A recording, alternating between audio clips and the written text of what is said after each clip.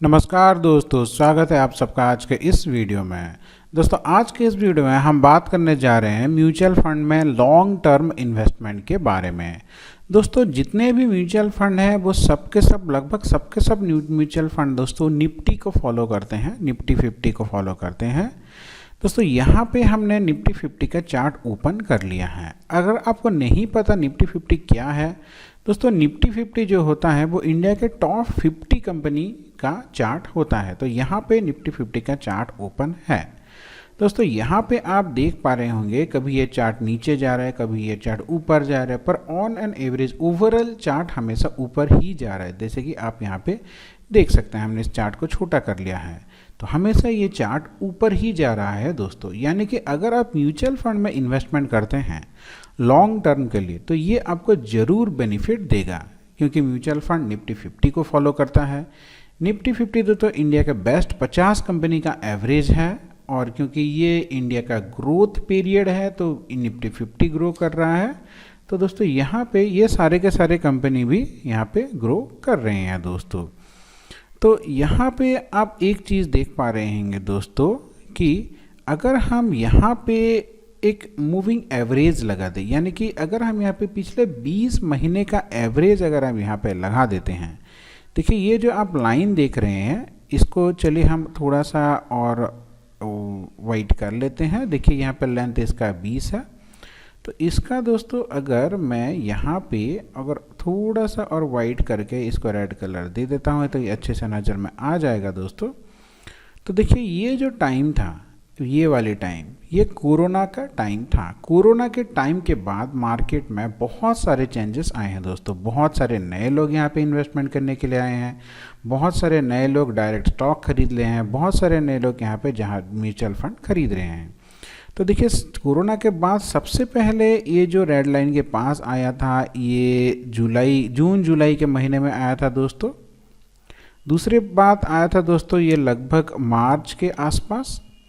फिर अभी ये नीचे की तरफ ये आ रहा है, जैसे कि आप यहाँ पे देख पा रहे होंगे। तो अभी बेस्ट टाइम है दोस्तों, अगर ये वाली लाइन बीच में ये नीचे की तरफ आता है और रेड लाइन के आसपास आ जाता है तो वो आपके लिए इन्वेस्टमेंट का बेस्ट टाइम हो सकता है दोस्तों। क्योंकि यहाँ पे अगर आप इन्वेस्टमेंट करेंगे तो ना के बराबर चांस है कि आपको कोई भी यहाँ पे लॉस होगा। देखिए नोशनल कुछ 2-4 दिन के लिए, 8 दिन 10 दिन के लिए आपको लॉस दिखा सकता है, पर यहाँ पे लॉस दिखाना ये लॉन्ग टर्म के लिए इम्पॉसिबल है दोस्तों। पिछले टाइम में अगर देखी जाए तो देखिए जब जब भी ये अपने रेड लाइन के पास आता है, देखिए यहाँ पे देखिए रेड लाइन के थोड़ा नीचे आया फिर ऊपर चला गया, यहाँ पे देखिए रेड लाइन के पास आया फिर से ऊपर चला गया। जैसे ही ये अपने रेड लाइन के पास आता है हमेशा ये रेड लाइन के ऊपर ही जाता है। यानी कि ये जो रेड लाइन है, यानी कि ये जो 20 महीने का एवरेज है 20 SMA, ये म्यूचुअल फंड का एवरेज है, सारा स्टॉक्स का एवरेज है। तो ये बीच बीच में अपने रेड लाइन के पास आता है, जिसको हम बोलते हैं best investment zone for mutual fund. तो अगर आप बहुत सारे न्यूज़ यहाँ पे सुन रहे होंगे कि यहाँ पे मार्केट क्रैश हो गया, ये हो गया, वो हो गया, ऐसा आपको घबराना नहीं है दोस्तों।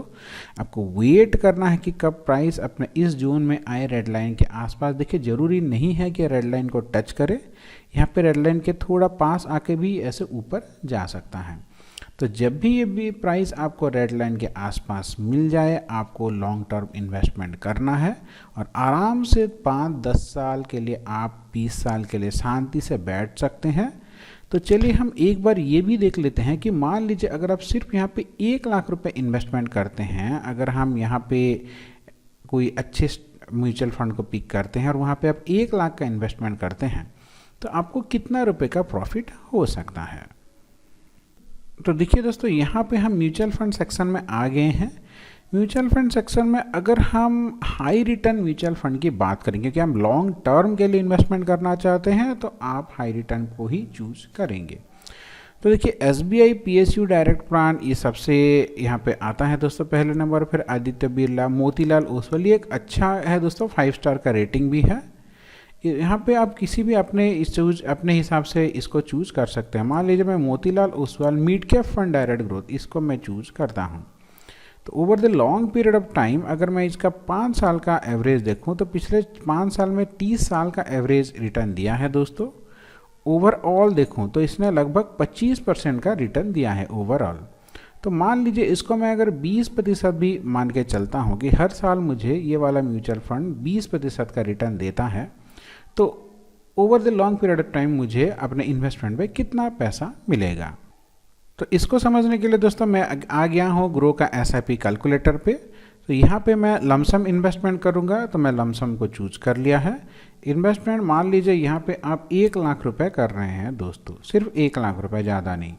और यहाँ पे आपका जो एक्सपेक्टेड रिटर्न है हम 20% मान के चलते हैं। तो यहाँ पे आपने 1 लाख रुपए का निवेश किया दोस्तों 10 साल के लिए, और 10 साल के बाद आपको रिटर्न मिल रहा है 6,19,000 रुपये। यहाँ पे आपको थोड़ा सा टैक्स भी देना पड़ेगा, लॉन्ग टर्म कैपिटल गेन का 12.5% टैक्स देना पड़ेगा। अगर आप इसको 15 साल के लिए होल्ड करते हैं तो 15 साल में दोस्तों आपको लगभग 15 लाख रुपए मिल जाएगा, यानी कि 15 गुना। इसी को दोस्तों अगर आप यहाँ पे 20 साल के लिए होल्ड करते हैं तो 20 साल में आपको 38 लाख रुपीज़ मिल जाएगा दोस्तों। यानी कि अगर आपकी एज अभी 30 है तो आपको 50 साल होते होते आपको 38 लाख मिल जाएगा दोस्तों।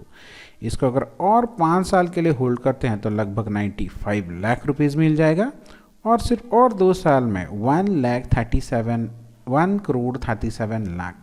यानी कि अगर आपकी उम्र अभी 28-29 साल के आसपास है और यहाँ पे अगर आप रिटायरमेंट प्लानिंग कर रहे हैं तो ये आपके लिए बेस्ट अपॉर्चुनिटी हो सकता है दोस्तों। सिर्फ 1 लाख का इन्वेस्टमेंट आपके लाइफ को पूरा सिक्योर कर सकता है।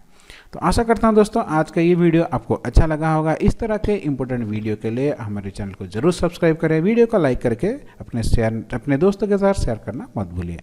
आपके लिए इतना ही। आज का दिन मंगलमय हो। धन्यवाद दोस्तों, मिलते हैं अगले वीडियो में।